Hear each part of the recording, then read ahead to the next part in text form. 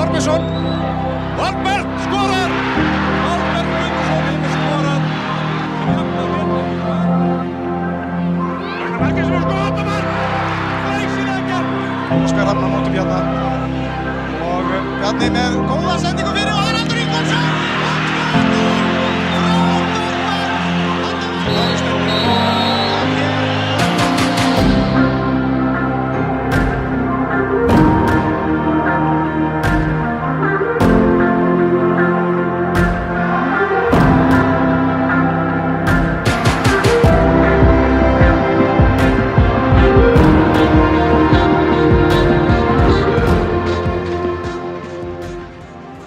Yes, this is the best of pod ever. Welcome back to our latest episode.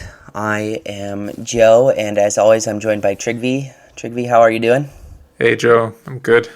It's the end of the regular season. Time for the split. Let's talk about it. Yeah, it is time for the split. It has finally come. I can hardly believe it. It actually feels like it came fairly quickly, which is which is crazy. In a good way, I guess. So yeah, everybody now has 5 games left in the season, and that will determine our champion, that will determine the European places, and that will determine who's going down. We are at the business end, that is for sure. Week round 22 in the league was exciting, but also somewhat straightforward, it has to be said. There were some good results, some surprising results, some good performances, and we're going to break it all down. And we're going to go ahead and start with Fylkir at Kawa. So this ended in a 1-1 draw. Kawa coming into the game knowing they really needed a win, a little bit of luck. They needed some other results to go their way. They needed FAO to lose. They needed Kawa to lose. They needed to score a bucket load of goals. But it ended 1-1. Fylkir had a pretty good game, and Kawa could not see past them. No, they fell at the last hurdle. Fylkir have been sort of up and down this season, right? So they've had really good games, and then they just completely collapsed, like they did at Stjarnan, like they did at Kawa, I think. And this time they showed up and were a bit too much for Kawa. I think Kawa they definitely wanted to do better this round. They really needed. This was their time to shine and put some pressure on both Kawa and FAO, but they couldn't do it. So they're stuck in the second half. Yep. For Fylkir, they were already basically locked into that, so nothing too surprising, perhaps. Although getting a point against Kawa, I think, is probably considered a very good result, I would say. But on the flip side of that coin, is it really? Has Kawa really had the season that I think everybody was maybe expecting or hopeful for? I mean, do you think it was really kind of considered a failure of a season for Kawa? I think time will tell a little bit, right? Because, I mean, in the league, yeah, undoubtedly it's a failure. They're 7th place. They can't go higher than that, right? They can only go down from here. This is a team that was supposed to be challenging for the title. Believe it or not, maybe not, the main challenger, but I think it was sort of they wanted to be considered a dark horse for this title challenge. It's a team that's been building sort of slowly over the last few years. They qualified for Europe last year and did pretty well in Europe. Did very well in Europe, to be fair. They're in the cup final, so if you take it as a great run in Europe and cup winners, if they win the cup against Víkingur, from that view, it's a pretty good season, right? They're in 5 years, that's what they're going to remember, and they're not going to remember 7th place in the league. But for a team that was supposed to be, take off from there, and they have a new exciting manager, and they have a pretty decent team that they managed to keep hold of, and yeah, I think that's the fact that they're not even top 6 is a huge disappointment. And I mean, they're a lot closer than they maybe deserve to be because of these last 2 wins against FAO and Stjarnan. 2 good wins, right? But yeah, I think that maybe colors the picture a bit better for Kawa than they maybe deserve it to be. I think they're fairly well in this bottom half this season. Yeah, we hear it referenced frequently in other leagues, and it certainly applies to our own. just exactly how much a European campaign can take out of a team, which we'll see with Breidablik in a little bit. And so for Kawa, you just kind of get the sense overall that if they maybe wouldn't have had that European campaign, then they might have been in the top 6, because now that they're out, they have been able to put together some performances, maybe minus this one, that would have bridged that gap and got them up there. But it is what it is, and they are in the bottom half of the table at the split, and so that's where they go. But no real relegation concerns in my head with this team at all. I don't think they're even going to come close. No, their heads would really have to fall if they get dragged into that. I mean, they're 10 points ahead of the bottom 3, right? So it's a bottom 3 that haven't looked particularly exciting this year. So it's for both of them to lose a 10-point lead and the others to gain a 10-point deficit would be quite big. Yeah.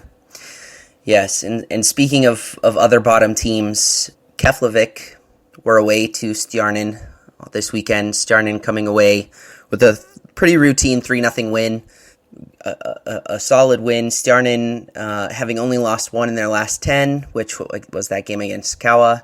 And so going into the split, they truly are a very informed side that a lot of teams are going to dread. Emil Atlason was on the score again at the very end of the game, adding another goal to his Golden Boot tally for that race. And so, yeah, I mean, what more can be said? They're training, they keep chugging. Yeah, I think they're definitely the favorites for that 4th place at the moment, and maybe they'll even catch Breidablik. Maybe Valur are a bit too far ahead, but Breidablik seem to be struggling a little bit. It's only a 4-point gap now between 3rd and 4th. I mean, FO and Kaur are tied on points with Stjarnan and 2 points behind respectively. But Stjarnan look to be the team on fire at the moment and not really afraid of anything. I think FO and Kaur will touch on them a bit later. But if you put your money on any of those 3, it's Stjarnan at the moment, and even ahead of Breidablik. And then when you get Ekkert Aron in the form like he was this weekend, then there's very few teams who can stop that. Yes, he was once again sensational. I think it's clear he's one of the best players in the league at the moment, and I'm a little surprised, honestly, now that the transfer window's closed, that he's still around. It appears that he maybe rejected a few offers from abroad.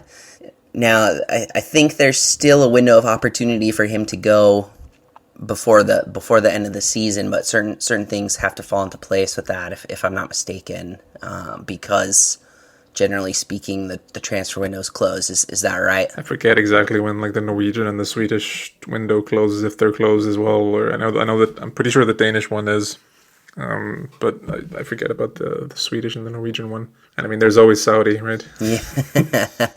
I would hate to see him go there, if I'm being honest, though. I mean, he'd get a payday, but yeah, it would just be such a waste, in my opinion. He deserves to be, I think, in a bigger spotlight. And so, yeah, that would be terrible in my opinion. So I guess, he might be staying till the end of the season. We don't really know, but he has been called up to the under-21 team for this window for Iceland. And so if he continues to excel there, like he's done in the past so many times, you seem to think that could be another springboard for him to maybe get a move abroad. For sure. I mean, he showed it in the U19s in the summer or in the spring, and he showed it all season for Stjarnan. If he can do it again in the U21s, I think that'll kill any doubt of any of the foreign teams that he can pull it off at the higher level. So, I mean, it's a matter of time now when he leaves. Hopefully for the league, he can stay until the end of the season, and then, like you said, hopefully he'll get a good move to a better team and really take on from there. Yeah, and maybe there's another positive in there as well, is that if he leaves after the season's over and he ends up going to another summer league, he'll get a full preseason with that team, which will give him time to bed in and get settled, and that could only be positive, I think. At this point, you may not want to rush into something, so we'll just have to see. But yeah, he had a really good assist this weekend in a very tidy goal in Stjarnen's win, and yes, as we've already mentioned, Stjarnen, I think, are fighting to get up there with Breidablik, which once again I just want to highlight, like, that's such an incredible turnaround from where they were to start off the season. I mean, it's really incredible. So all props to them. So speaking more of top of the table, so Vikingur were away to Fram this weekend. And Fram actually put in a very good performance. Unfortunately, they fell short. They ended up losing to Vikingur 3-2. But it was a really good performance, and one of the best free kicks that you're probably ever going to see, especially in the Besta, from Daniel Djuric to get the winner for Vikingur. Absolutely class free kick. For sure. And that means that Vikingur are now one win away from securing the title. So even though we're going into the split, all they need to do is beat Kaur, who they face next, and then they've basically got it. They've got it locked up. Yeah, what were your thoughts on this game? Really impressed with Fram, especially when Vikingur went 2-1 up. It was a really bad pass from, I can't remember who it was, sort of across the goal, and then it just basically gives it the goal to Vikingur, and then, you think, okay, this is history repeating itself. Fram is collapsing now, and Vikingur are taking these chances that they get. They don't need that many chances to score, and now they're gonna soar ahead and win. And I mean, they did win in the end, but the fact that Fram equalized and it took that amazing free kick, like you said, from Daniel to win it. It wasn't like a freight train from that on, like many would have expected. Our friend Fredji was really, really impressive. The corner that I think we can almost give that goal to Yannick Paul. Sort of, he had a really nice header that went off Ekrot, but it was a really well taken corner and a really nice header.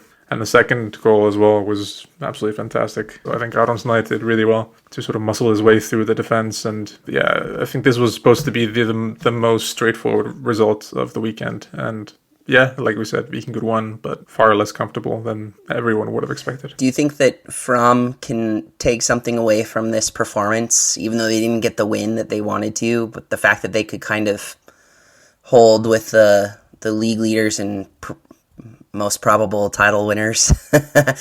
Can they take something from that and move it into and apply it into their next few games? I think they need to. I think they need to make sure that they pull out this performance against Keflavík, against Fylkir, against Kawa over the next 5 games, because it was really impressive. They had a lot of shots. They had, I think, 9 shots in total. Created a lot of really good opportunities and really, like I said, really threatened the Vikingur goal, which is something you wouldn't expect from the Fram team, who's struggled a little bit in front of the goal this season. So they need to just make sure that this isn't a one-off. This wasn't just a let's take down the big guys. They need to do this on a windy night in Vestmannaeyjar as well. But no, it seems like Ragnar Sigurðsson has done quite a decent job with Fram so far, and personally, I think I would kind of bet on them making it, but it's so tight down there. Like we said, they're tight on points with IBVF. They're 2 points behind Fylkir, so it's really hard to call. So instead of rainy nights in Stoke, we have windy days in Vestmannaeyjar. I love it. Much worse, arguably. There you go. Yeah, it was. That is one thing that we haven't really touched on, but for several of these games, including including this next one between Breidablik and FH, the wind was certainly a factor. And for FH, who was coming into this game with a little bit of pressure, knowing that they needed at least a point to kind of stave off Kawa from stealing their spot in the top half. they actually buckled down and got a really great result, going away to Breidablik and winning 2-0. And so, yeah, if you saw any of this game, the wind was absolutely whipping just across the field. It was crazy. And both coaches talked about how that impacted the game in some of their comments afterwards, and how that played into their tactics. So I was impressed with FAO, the fact that they kept a clean sheet. That was the first time that they've done so since week 12 when they did it against Fram. But also it was the first win of the season for FAO on artificial turf. And not only that, but it looks like you also did a little bit more digging. And it's not just the first win of the season, but it was the first win on artificial turf for FAO in 720 days, which is, wow, that's incredible. We definitely don't like turf. No. But yeah, it was, I think overall it was a good performance from FAO. Breidablik did look a little weary. And that could again come from their European legs and also the wind perhaps playing a factor. It's not easy to play in windy conditions. It feels like you're doing double your effort. How did you see this game? For me, this is sort of FO at their best and Breidablik at their worst. FO, really dominant. They had a lot of shots, 16 shots in total. Only 4 on target, which I guess speaks a little bit about FO as well. There's a lot of shots off target. There was I remember seeing one. I was sort of watching it as well, and there was one. I don't remember if it was first half or second half, where there was a counter attack and Davies Knight and just had to lay it off to, I don't know if it was Girdit or if it was Kjartan Henry in the center, and it was just like 2 or 3 against 1, and it was just the worst pass straight into the arms of the goalkeeper. And I just thought, like, okay, this is going to be one of those nights. They're gonna have a lot of shots, and then Breidablik is going to win. But no, this is just one of those games for Breidablik where they can't defend, but they also can't score.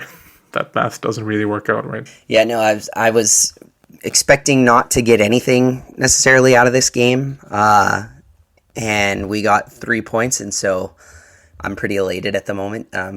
Feels really good, especially to beat a team like Breidablik. I think is good. And yeah, Kjartan Henry got on the score sheet, and then I don't exactly know how to say his name, but I'm going to take a shot. It's our Finn, he came into the team very, very highly rated, but he hasn't necessarily cracked on like I think a lot of people thought he would. But Etu Momo, I don't know if that's right or not, but anyways, he subbed in late in the game, and pretty much with like almost his first touch, I think he scored to make it 2-0 around the 90th minute or so. But yeah, I thought that Bjorn Daniel had a very good game in this match. He was really solid in midfield, and we missed him earlier in the week, last week against Kawa. He makes a big difference when he's playing for us, and he was back, and it showed. So I thought he was really good. I also thought that David Snare was very good also. Those two, I think, help us offensively in many, many ways, and they definitely played a factor in this game. And then you had mentioned to me that you thought that Haraldur Einar also had a very good game. Yeah, I think he had a very good control over Yasun Dade, which is easier said than done, because I think we haven't maybe talked about Yasun too much. It's also because he's been rested a lot in the league because he's been playing in the European games, so he usually comes on around the 60th minute or something.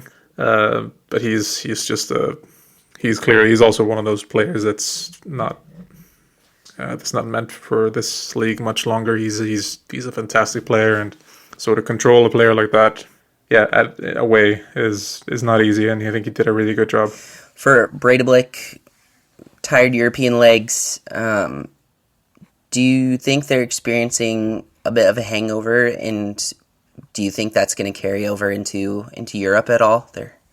We now know the draw. Maybe we should mention that as well. That for Breidablik, they got drawn in Europa Conference League with Maccabi Tel Aviv, Zorya Luhansk and with Ghent from Belgium. Not necessarily the most glamorous group, I guess, but it will still be a lot of fun to have those teams coming wherever they're going to be playing. I do think there's potentially some issues with that, which we'll talk about a little bit later.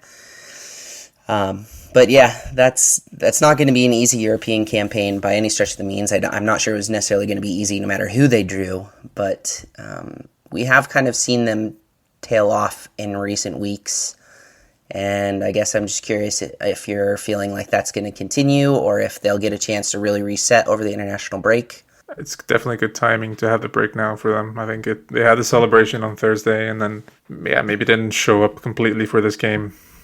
But so now they really Oscar needs to do what he does best and really motivate this team and get them going, because they don't have a lot of, a long break before Europe starts, and like we said, they're kind of in danger of losing that third place, right? So I think with Europe, which the first team to qualify for a group stage, like we talked about, but it's also bears to mention that they're going to be playing in November and October, which is after the season is ended, right? So they're going to have to keep fit with training, I guess some friendlies and stuff like that. Maybe they'll go on slightly warmer weather somewhere.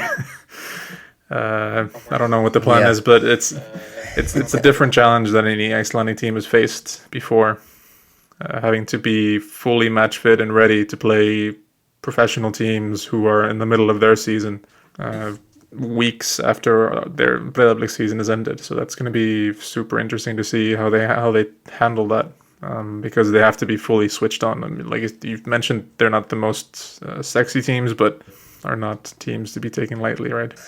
Yeah, well said.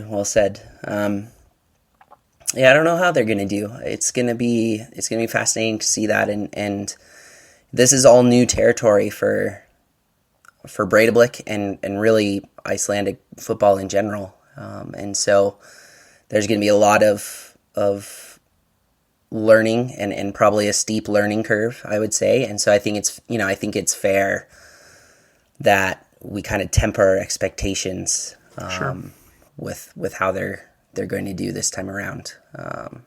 And my hope is that they'll be able to use some of what they've learned and share that with some of the other clubs, in the hopes that we get another team next year who qualifies again. And, if we can lean on each other and support each other in that way to progress the game in Iceland forward and help with preparation and work together like that, I think there's a lot of value in that. So that would be my hope. I don't know if that's completely far-fetched and people are just going to laugh at me and say, what are you talking about? Breiðablik and Víkingur are never going to work together. I don't know. But anyways, that's the hope. So another team that was maybe looking over their shoulder a little bit was Kaur. They came into this round in 6th place, with Kaur being right behind them. And so they were kind of hoping to put together a good performance away in the islands. It ended 2-2. EB Vuff, again, we've talked several times about, they're a tricky team to face at home, a punchy team at home. I think they showed some of that here. But Kaur also did very well, I think, to get a point in this game. There were a lot of different factors at play here, not just wind and weather, but there were some illness that was going through the squad. Tell us about this one, Tryggvi. Yeah, definite banana peel, potential banana peel this game. Like you said, the wind, it was quite windy all over the country, but especially in Vestmannaeyjar, the wind was absolutely insane. The goalkeepers were, in each half, they were just kicking the ball straight back into their own arms, basically.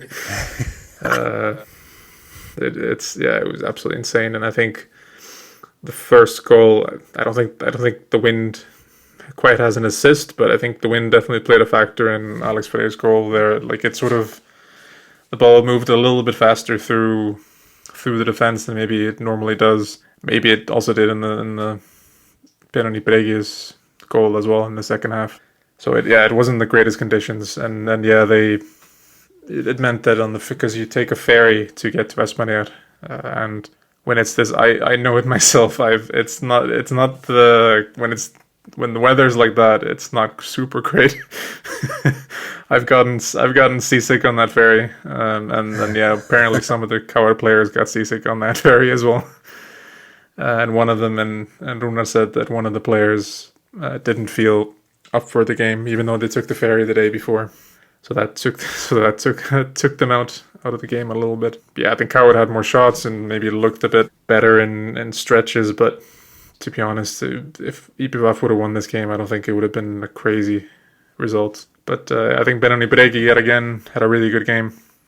Not quite the assist for the first goal, but really created it and then scored a really nice second goal. But the last goal, I think, was maybe the most impressive. Yeah, he's really grown a lot this season, and he's quickly becoming a player that I know you enjoy, but I also enjoy watching him and what he can do, and there's definitely talent there. So that's very exciting, and it'll be fun to watch him again against the other top 5 teams here now that we're at the split, and what he can do. But yeah, he was definitely class. Another player who was pretty class in this game was the IBVF goalkeeper, Guy Schmidt. He was tough for Kauer to get past, especially in the conditions as they were. He did really well, and yeah, in some of the things that I read afterwards, he got some pretty rave reviews. So a good performance from him. All right, the final game of the round was Valor hosting Haukau. Yeah, Valor's back to their goal-scoring ways. A 4-1 win. Again, similar to, I would say, the Stjarnan game, pretty routine for Valor. It's like we've talked about multiple times in the season, right? They tried going up the middle, but then they spread it wide to the wings, and then they cross the ball in and then kind of cut it back, and it worked. It's Valor Ball 101. Yeah, it really was. The first 2 goals, it's just like you said, they try going up the middle and just the ball magnetically goes like, nope, that's not how you score a goal. It just gets pulled to the wings, and they're like, okay, and then cut it back, and there's a player right there. It's I know it's hard to mark because there's so many of them. It's not like it's one striker, and then now with Patrick Pedersen, really on shooting form again, it's even harder. But it's incredible how many cutbacks they're allowed to do, but this is just how they score. A player who stood out, I think, to both of us in this game was Birkir Mar. He played really well and was very strong in both attack and in defense. And did he grab a goal in this game? Yeah, he scored one and assisted the 4th, I think, for Pedersen. So I guess he technically ran up the center, but it was it had to be a fullback. It had to be a winger or a fullback that does these things for Valor. So it's still a Valor goal. But no, he's very impressive. Yes, and there's talk that he might be retiring or leaving. I guess there's been reports that he's said he's moving to Sweden with his family, but hasn't ruled out playing in Iceland next summer. Is that right? Yeah, he obviously played in Sweden before when he was a professional, and he said he's moving back there around Stockholm with his family, but he hasn't really ruled out anything about the future. He said I don't know how serious it is, but he said he had called Hammarby in Sweden to see if there's any chance he could play for them. But he is almost 39, I think, in November. So he admitted it himself that it might be a bit difficult to get a proper team to pick up a 39-year-old. But yeah, no. But he also said he didn't rule out that he's going to play another season in Iceland. So we'll see if he can come back in the summer and play for. I would assume it's Valor, but You never know. Maybe FL wants to pick him up. For yeah, well, maybe we will. That was a little dig, wasn't it? I almost missed it. Yeah, you're a funny guy. For Haukau, they were missing several players in this game, including their captain, Leifer Andri, and then Birkir was not there, and then Solberg was also absent. And those are three key players for them, right? It's hard to replace three players like that against a team, going up against a team like Valor. So, and Haukau's fate was kind of sealed after the last round, where they ended up drawing with EBVUF, which I think was a bit of a hard pill for them to swallow, and then this certainly didn't help them rebound from that at all. Are you concerned at all about Haukau going into the split, or have you seen enough from them this season where you think they're maybe a step above maybe the other four teams that are below them in the table at the moment? I guess I'll weigh in that with my opinion, then you can take yours. I'm not actually horribly concerned. I think I don't know if those players were injured or if they were being rested or what the deal was, but if the three of them come back, which I'm assuming they will, then I think Haukau's going to be fine, which is not what many predicted at the start of the season. I think a lot of people thought Haukau was going to go straight back down, but their coach has been very impressive, and their team has been impressive, and they've really got something special going on this year. And so, yeah, not too concerned. No, I think they've done really well. Maybe top half was always a bit too much big of an ask, but no, they've done really well. And I mean, maybe to be a bit mean to the bottom four, I'm also not worried because I'm not sure they have the firepower to even catch Haukau, even if Haukau were to drop like a stone. I'm not sure there's three teams there that could catch Haukau. Like I said, maybe Fram, if they keep up this sort of a bit bounce back since the new manager took over, but for three of them to overtake Haukau is a bit of a stretch. Yeah, something kind of funny that we kind of like to watch out for too is in this match. There's three brothers that featured in some form or fashion. So Ori Sigurdur plays at Valor, and then the youngest brother, Isak Aaron Omarsson, plays at Haukau. But then the Haukau manager is both their brothers, Omari Ingi. Yeah, very Icelandic story. Yeah, I think it's really cool though. I mean, I was reading about that on Visier yesterday, I think. Anyways, and yeah, I was thinking to myself, oh, how that probably doesn't happen very often anywhere else. No, I don't think so. All right, well, that was round 22. That wraps up the regular season in the Besta. I can hardly believe it's done. We've got 5 match days left to go before the season is over. When we come back, we're going to talk a little bit about some different highlights, a few statistics. We're going to talk a little bit about Breidablik and where they're going to play in Europe. And Valor is still not happy with the KSI. So join us in just a second.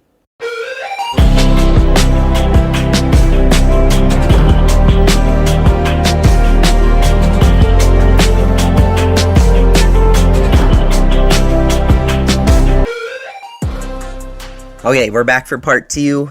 We'll start off with some highlights, and Trygve, it looks like you've got something that you wanted to talk about from Elfa Bjork. Yeah, like we mentioned her on the pod before, Elfa Bjork, or at Elfa BSig on Twitter, has some really nice stats on the top 2 divisions in Iceland, and she had a really nice one now, which talked about the record of the top 6 against each other. Yeah, it's a little bit what you expect. Vikingur is obviously on top because they're on top of every league, every table that exists in this division. KOED is at the bottom because I think we haven't done that well against the top teams this year. I think we only have 3 wins against the top 6 in in 10 games. So yeah, not too impressive. Stjarnan is down there with 10 points out of 10 games, but I think it's important to remember that August was their previous manager was sacked at the very beginning of the season, and I think they'd only played the big teams back then, 3 or 4 games, right? And we were talking about how it was maybe a bit harsh because they'd only played the big teams and not done well. So I think we have to take that with a bit of a pinch of salt there, that they had this terrible start to the season, and the fact that they've gotten 10 points after that start says a lot. They'll definitely be a contender. And then, yeah, for you, it's FO is ahead of Valur in the statistic. They have 14 points out of 10 games, and Breiðablik only has 15. So it's very tight. Like, that's apart from Víkingur, everyone is sort of taking points off each other. So that's it's promising for us as fans. That it's not just, I mean, apart from Víkingur, like we said, it's not going to be too predictable, I don't think. Yeah, I absolutely agree, and I'm getting very excited for how this is gonna go down. The schedule, I believe, is actually out. I was looking at it the other day, and so yeah, it kicks off on the 16th of September. So yeah, right as the international break is over. With Breiðablik taking on FH. It's a rematch of the game from this last round. Actually, it's at Breiðablik, and so it'll be interesting to see how that goes. Yeah, those are some really great statistics.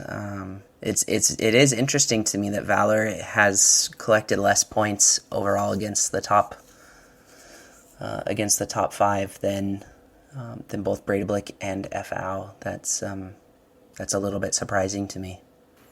Yeah, that there are only three more points than Stjarnan, who had this terrible start to the season. So I think that, and it is Valur against Stjarnan in the first round at Valur. So I think that will be quite telling for how the last 5 rounds play. If Stjarnan can maybe do an upset there, then we could be in for quite an interesting last few games. Another topic that we wanted to talk about. So Breiðablik is going to have to find a different place to play their UEFA Europa Conference League matches because their home stadium in Kópavogur doesn't meet UEFA standards. So that means that they can't play there. What do you think is going to end up happening? I would assume it's going to end up at Laugardalsvöllur, the national team stadium of Iceland. We've had this a few times. I think we had it once when Iceland had to play a playoff against Croatia, I think, a few years ago. There was talk that, because the problem is Laugardalsvöllur also isn't in the best of shape. It's not the greatest stadium. There's the heating I don't think it even has underground heating, or if it does, it's terrible, because when we have to play in the winter in Iceland on that stadium, it's a huge deal. They have to put up a tarp, and it's to make sure that the pitch is even playable. It's really a terrible stadium, and there's been talk for a long time to build a new one. Keeps getting delayed. Hopefully, it's something that we can pull ourselves together and do soon, because it's just not fit for purpose, to be honest. There was apparently some talk that UEFA are sick of this exception granting to Iceland, because I think they've had to do this a few times, like I said, to grant exceptions to be able to play at Laugardalsvöllur when it's in the winter. So they've mentioned other choices. Apparently Silkeborg in Denmark and Malmö in Sweden are 2 stadiums that are options, but I don't know. I think in the end it would be a bit of a shame, because of course there's a few dozen that could make those trips, but it's a bit of a shame for your first European campaign to not really be able to see your team. Yeah, I absolutely agree with that. I think that would be a complete disaster for not only Breiðablik, but also for Icelandic football as a whole. In such a monumental occasion as this, I just think, that would really, really stink. In terms of the stadium, I mean, what are the chances that something like that is going to happen? I mean, if they've been talking about it for a long time and they know that it's a need, I mean, is there any sort of talks at the moment that are going on? Are you aware of anything like that? I'm not, but Yeah, it comes and goes a bit like the Cowhead, the new Cowhead facilities, like we talked about earlier in the season. It's sort of at the topic that comes and goes, and then election season it comes back again. There were some plans. There were some, I think, some architects or something that drew up some things. There were, I think as far as I remember, there were specific plans on what to build, but it just seems to have stopped, and nobody's talked about it for months now. do you think, and maybe this is an obvious answer, but does the FA have the funds to do it if they wanted to, or would it need to be an effort combined with some sort of civil or civil government type? Yeah, I think the government has said that they would help, because it is a national team stadium, so they said they're going to help, but yeah, I think that's maybe where things are stopping a little bit, because like I said, the government doesn't always move super quickly, and there's other priorities, right? It's to a lot of people, this is just football and shouldn't be prioritized. Yeah. So no, but it's not good enough, and it's the same with handball. I think there's been similar discussions about when Icelandic teams do well in handball, that's the handball stadiums here aren't good enough for European competitions, and it's just a bit of a shame. Personally, to be honest, if you can find a stadium that's safe for players and fans, they should just play. Like I understand money, like I know money is a thing, but I think like for this sort of thing, if you play in a smaller stadium, and like let's say Kawa Stadium or something like that, it's not the biggest stadium, but if it works for the players and it works for the few fans, just do it here. Don't try to stretch it into another country or try to spend millions just because you want a few extra seats. Yeah. I've never quite understood this. The same with like all these big tournaments and stuff. Like it's okay to play a few games in a smaller stadium. Like it's not gonna, and it's not the end of the world. Well, yeah, and sometimes it's better like that, right? Like the atmosphere in a lot of those smaller stadiums can be a lot better. Like if you look at Union Berlin, for example, like their stadium doesn't meet UEFA standards, so they're going to have to play all their Champions League games in the Olympiastadion in Berlin, which is where Hertha plays, which is their rival, right? But if they were able to play in their home ground, I mean, the atmosphere during those games is always fantastic, and the Olympiastadion is so big that I think you lose a little bit, because it's hard to sell out that stadium, and oftentimes they block off sections. They don't even sell tickets for those seats.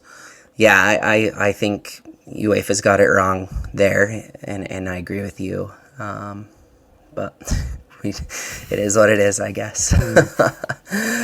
So, all right, yeah, moving on. So we've talked in the last couple episodes about the drama that's going on with Valur and Víkingur and Breiðablik and everything that's been going on. Well, Valur continues to express some displeasure with the FA, and so can you kind of fill us in on what's going on here? Yeah, it really didn't help that, like we talked about last week, Hólmar, the defender, got a suspension for an incident that happened against Víkingur, which was a week or two ago. It was a while ago. It wasn't like the next day or something. It was a while after the incident. And then this is on top of the fact that during Víkingur against Valur, the Víkingur manager was seen and admitted as well, speaking to his assistants on the phone, even though he was suspended, which is not legal, and he shouldn't have done that. I don't think anyone's arguing that. But Valur have been very upset with this. There was an interview with Arnar Grétars, the manager of Valur, and he sort of touched on the ban, and he said, like, I'm speechless. I thought it was only, they would only make these sort of post-game judgments when people were hurt or there's an intention to hurt. In the game today, when he was talking about Valur Háká, that people are pushing, people are blocking, And it happens again and again. Sure, so Holmar slaps his face, but people can clearly see that he's not reaching for anything. He's not trying to hurt anyone. He's being pressured. He's being sort of pushed around, and he's just stopping it. I don't understand what path Kawasi is on. I don't understand Clara, who's the general secretary of the FA. I don't understand what she's doing, and I think it's weird. If this is the line, you can take quite a few items in every single game. But yeah, it's and that's him sort of referring to the fact that Clara Bjartmans, the general secretary, I think referred the incident, the Holmar's incident, to the FA and told them, or to the disciplinary committee, and told them to look into it, and where he subsequently got the ban. And then he talked about Adnan Gunnlaugs, the manager of Víkingur, being on the phone, and he just said it's if the rules are not clear, what can you do when you've received the card? And he refers to the fact that he was given a suspension last season, and he said, I knew exactly what that was about an hour before the game. Until the game was whistled off, there was no interference with the bench. It's quite clear. And he said, it's not a question of whether Valur are hurt by having lost. We lost that game, and that's okay. If this is the norm, then everyone knows it. And in 2 to 3 years, when there's a final game with a huge prize money and the second coach is banned, do you think he will respect that? That's all I'm asking. So he's just very upset. He think his point is that this sets a bad precedent for things to come. If this is how people are treated when they break the rules, what's to stop anyone else from doing things in the future? But you can see his point, right? Yeah, you can, and I think there's something to his point that there should be, it should be clearly defined, and it should be upheld, right? And it's crazy, a little wishy-washy from from the KSI, right? Like anyways, we'll leave that to one side, and when we come back, we're going to name our 3 stars of the round, and we'll wrap it up. So be right back.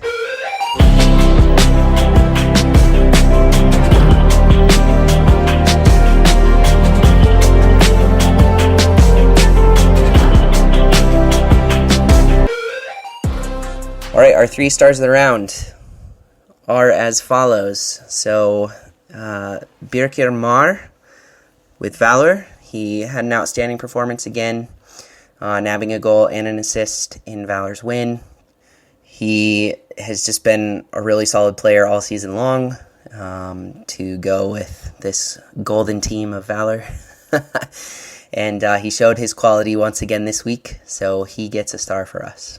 People were a bit skeptical what level he would be at when he came back, and it's just he doesn't seem like his level is dropping. So and this game was a clear sign of that. And our second star is from a golden team to golden boy. It's Eggert Aron, obviously. It's hard not to give him a bunch of stars, most rounds, but I think especially this game, it was against Keflavik, but that assist that he had was just fantastic, and the goal as well. He makes it look super easy, but it is anything but. And he's just so composed. He's everything he does. It's a fantastic player. Yeah, indeed, a really, really solid player, and somebody who we really enjoy watching. And he is a golden boy, and he will be missed when he ends up leaving at some point, because that is destined to happen. Another player who maybe is on the, I don't want to say the opposite end, but he's certainly in terms of age on the opposite end, is Bjorn Daniel from FH, and he gets our 3rd star. He was really key for FH in this game. He did not play in the midweek match, as we've already mentioned, and I think that was a big factor for why FH dropped that game against Kawa and didn't look as good. They looked very disconnected in attack and in the middle of the field, and he is kind of the glue that holds this midfield for FH together. And so he had a really solid performance once again against a tough Breidablik side in a game where really the whole team needed to step up, but he's a key element in that, and so we're giving our 3rd star to him. So that is our 3 stars of the round. And that wraps up this episode. So if you like what you hear, please leave us a review, a rating on whatever platform you're listening to us. You can also find us, tell your friends about us. They can find us on pretty much every platform that's out there. Spotify, Apple Podcasts, Google Pods, the whole gamut. And yeah, you can also follow us on social media at Besta English, and we will put out our 3 stars of the round graphic later this week. Our team of the week will go up tomorrow, and maybe a few other things that we kind of have in the works that are coming soon. So Trygve, thank you so much for joining me again for this episode. Always a pleasure. Yeah, same to you. Thanks, Joe. And to our listeners, thank you so much for listening, and we will catch you next time.